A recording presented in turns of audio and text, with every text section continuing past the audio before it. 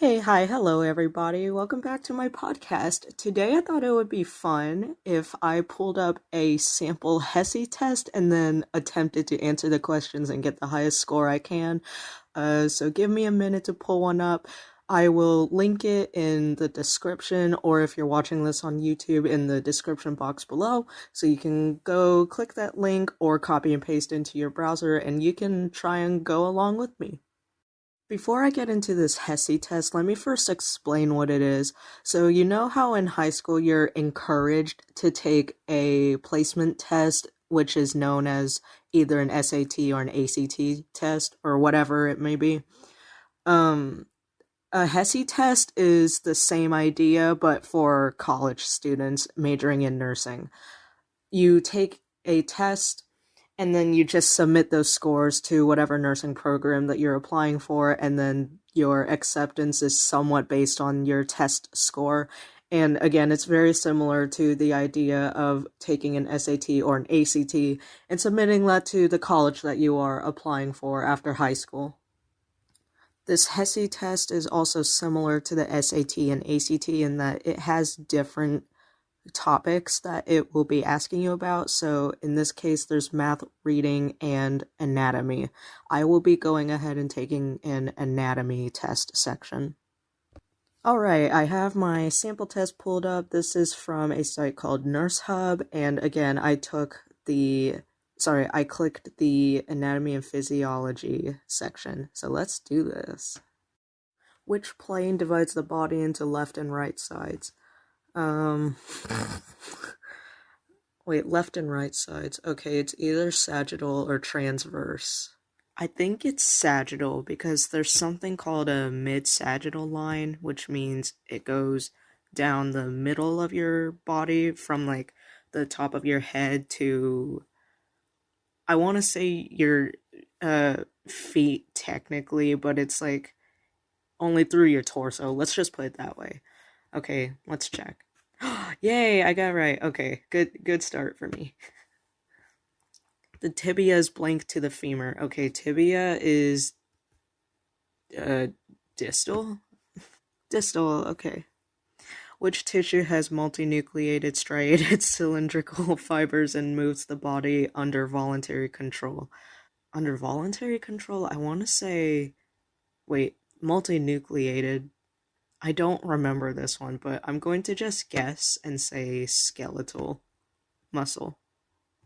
Yay, that was right too. Okay, we're on a good roll. We're on a roll. Which is the most abundant nervous tissue? Okay, the answer choices are myelin, neurons, dendrites, and neuroglia. I want to say myelin. I wouldn't think it's because myelin is the tissue that surrounds the. I forgot what it's called, but if you look up a picture of a neuron, it's like this star-looking cluster, and then it has a tail. The myelin surrounds that tail that kind of branches off. Oh wow, it's neuroglia. Okay. Wait a second. What's neuroglia?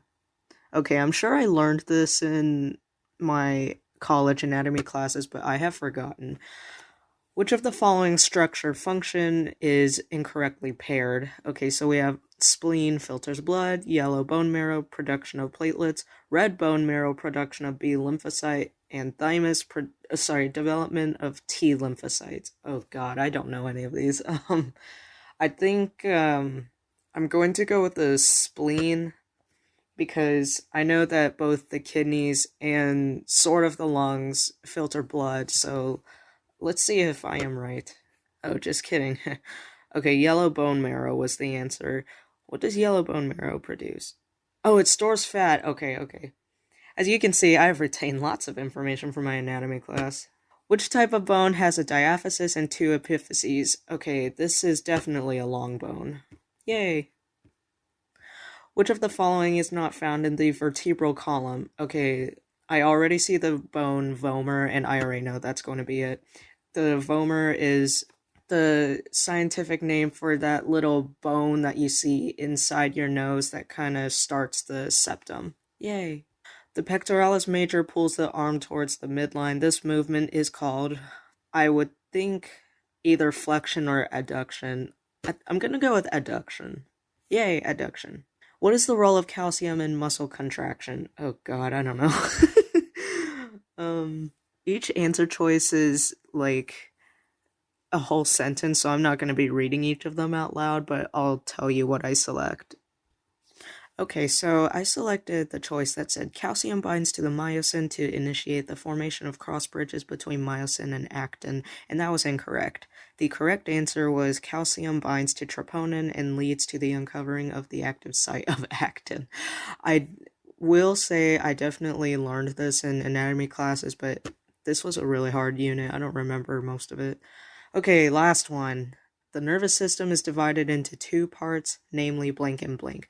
Central nervous system and peripheral nervous system. Yay! Okay, so there were 20 questions total in this, but I wanted to not keep you guys hanging for too long. So I hope that you have fun following along with me on this practice HESI test. I hope that you got to see what a HESI test is like. And if you have no anatomy knowledge, I hope you didn't do too bad. But yeah, I think that's it for today. I will see you next time. Hi guys, just a quick update. I took the rest of that HESI sample test, and one correction is that there were 25 questions and not 20, like I said in my episode. The second update I wanted to give you is that I finished it and answered 18 out of 25 of them correctly, so that resulted in a 72. Not bad. Okay, thank you.